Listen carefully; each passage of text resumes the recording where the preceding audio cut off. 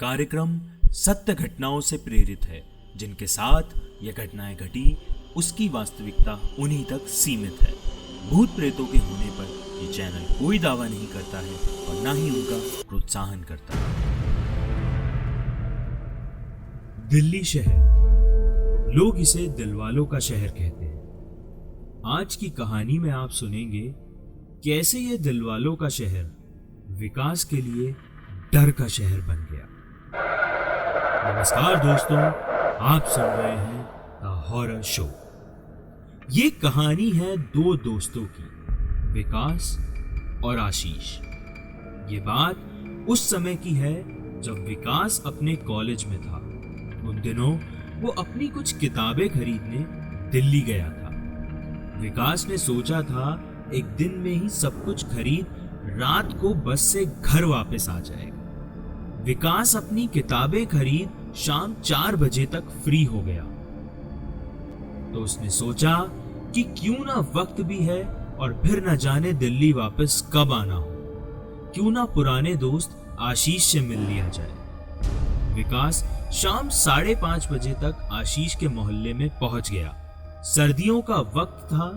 शाम होते ही अंधेरे ने अपने पैर पसारने शुरू कर दिए और जब वो वहां पहुंचा तो एकदम से सोच में पड़ गया, क्योंकि वहां पर ना कोई इंसान था ना ही कोई जानवर। विकास ने सोचा कि कुछ दूर चलता हूं, शायद कोई दिख जाए और उससे आशीष का पता पूछ लूंगा। विकास चलता जा रहा था और ये गली खत्म होने का नाम नहीं ले रही थी। एक बार उसे लगा कि वो शायद गलत रास्ते पर तो नहीं आ गया, लेकिन जब उसने गली का नाम पढ़ा तो वो सही जगह खड़ा था। रोड लाइट भी लपझप करके जल रही थी। विकास ने हिम्मत बांधी और आगे बढ़ गया। विकास इस गहरी सोच में पड़ गया था कि बीच शहर के अंदर ऐसा रास्ता ये कैसे मुमकिन है। गली में दोनों तरफ के घर मानो पुरानी हवेलियों की याद दिलाते हो। सबसे आश्चर्य की बात यह थी कि एक भी घर में लाइट नहीं जल रही और ना ही किसी के होने का एहसास हो रहा था। और वहीं एक घर में से बहुत अजीब सी बदबू आ रही थी और वो बदबू पूरी गली में फैली हुई। विकास को कुछ समझ नहीं आ रहा था कि आखिर वो कहां आ गया है और उसका दोस्त आशीष कहां रहता है। अगर वो यहां रहता है तो वो कहां है। ऐसे कई सवालों ने विकास के मन को चारों तरफ से घेर लिया था। बहुत दूर तक चलने के बाद विकास ने तय किया कि अब आगे जाना ठीक नहीं होगा। वो जिस रास्ते से आया था उसी रास्ते पर वापस चला गया। विकास वापस जा ही रहा था कि अचानक वहां का मंजर और भी खौफनाक हो गया। अंधेरा चारों तरफ अपने पैर जमा चुका था और वो बदबू और भी ज्यादा बढ़ गई थी और ठंडी हवाएं भी चलने लगी थी। वो मंजर देख विकास का शरीर ठंडा होने लगा और तभी अचानक जो लाइट लपझप कर रही थी वो अब एकदम से बंद हो गई। उस वक्त विकास को यह समझ आ गया था कि अब यहां से निकल जाने में ही फायदा है।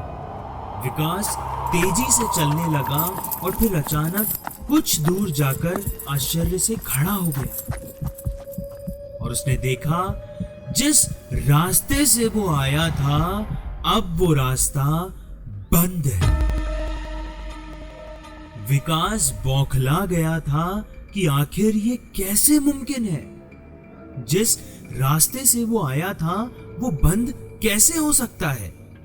गली का एक छोर खत्म होने का नाम नहीं ले रहा था और दूसरा छोर बंद था।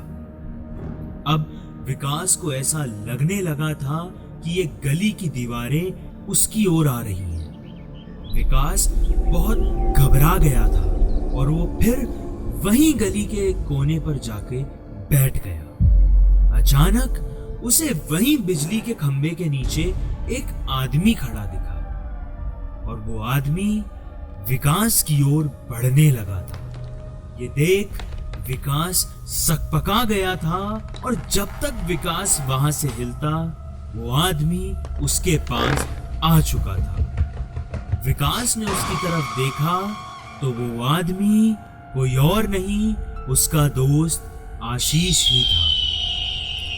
आशीष को देख विकास एक पल के लिए सारी घटनाओं को भूल गया था। उसे देख विकास ने बोला, अरे यार, कहाँ था तू? तुझे पता है कब से मैं इन डरावनी गलियों में भटक रहा हूं। कैसे रह लेता है तू यहाँ? आशीष ने उसे हंसकर जवाब दिया, मेरी तलाश में भटक रहा था? मतलब? विकास ने बोला, अरे भाई, दिल्ली आया था तो सोचा तुझसे ही मिल लूं, ना जाने फिर कब मुलाकात हो। विकास की बात का आशीष ने कोई जवाब नहीं दिया और बोला, तो तुझे अभी भी मैं याद हूं। क्या यार, कैसी बातें कर रहा है? अब ये बता, सारे सवाल जवाब यहीं कर लेगा या घर लेकर भी चलेगा अपने? आशीष ने कुछ बड़े ही अजीब अंदाज में हंस के बोला, चल भाई, तुझे मेरे घर लेकर चलता हूं। वो लोग उसी गली में आगे बढ़े और चलते चलते आशीष विकास को एक किस्सा सुनाने लगा। उसने बताया कि अभी थोड़े टाइम पहले वो कर्नाटका के पास एक कस्बे में घूमने गया था और उस जगह के बारे में उसने बहुत सुना कि वहां हर चीज में किसी ना किसी का साया कहते हैं और वहां कोई आता जाता भी नहीं। और सबसे आश्चर्यचकित बात यह थी कि जहां पे कोई परिंदा भी पर नहीं मारता, वहां उसे मनीष मिल गया था।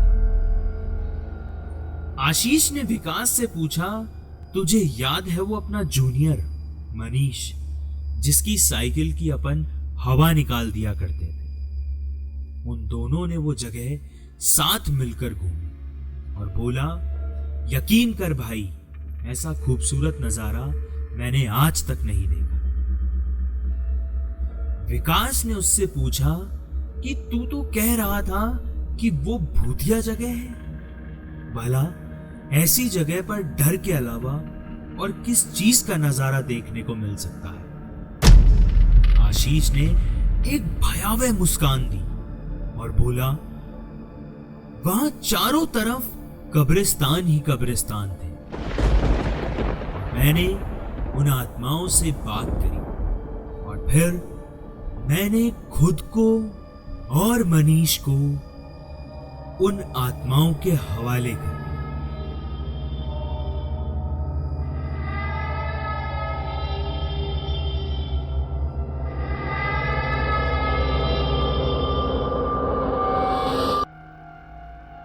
इतना सुन विकास बहुत चक्का रह गया और वो घबरा गया।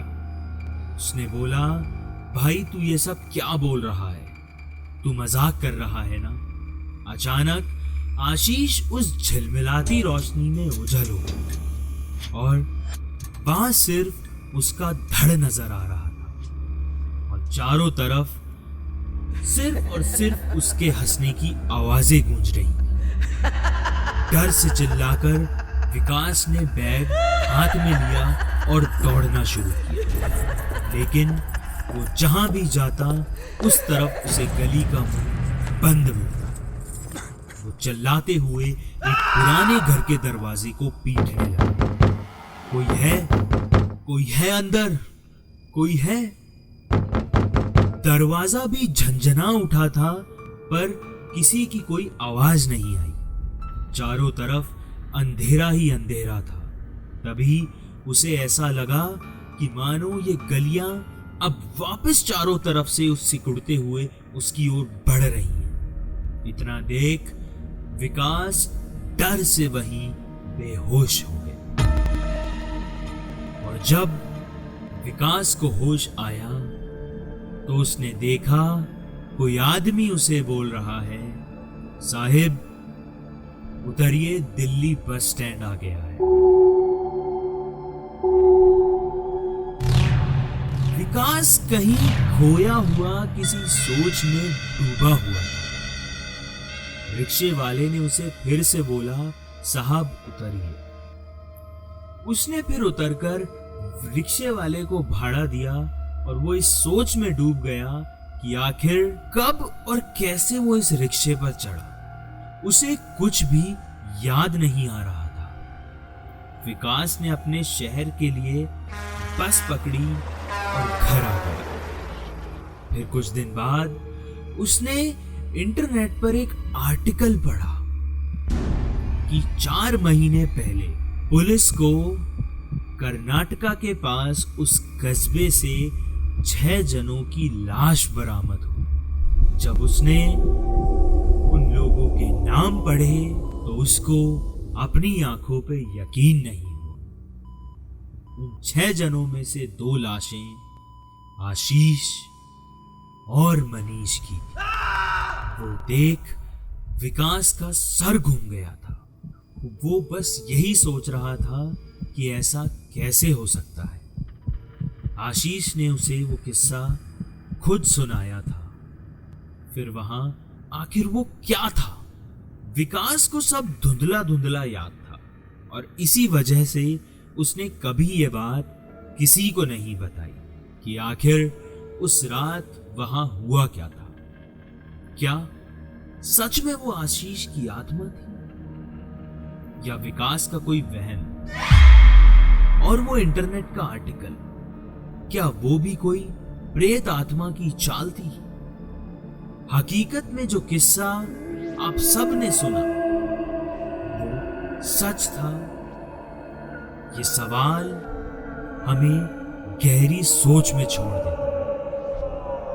अक्सर हमें कई सवालों के जवाब मिल जाते हैं और कुछ सवाल उस अंधेरे में धुंधले हो जाते हैं। तो अगली बार आप कहीं किसी सुनसान गली में अपने दोस्त से मिलने जाएं तो दिन के उजाले में ही जाएं, क्योंकि प्रेत आत्माएं अक्सर अंधेरे में ही अपना घर बनाती। अगर आप ये कहानी गाना.com, विंक म्यूजिक या स्पॉटिफाई पे सुन रहे हैं तो मुझे फॉलो जरूर करें और आप मेरे इंस्टाग्राम हैंडल को फॉलो कर सकते हैं नई कहानियों की लेटेस्ट अपडेट्स के लिए। और इन कहानियों का लुत्फ आप मेरे YouTube चैनल पे विजुअल्स के साथ उठा सकते हैं। धन्यवाद। आप सुन रहे थे द हॉरर शो।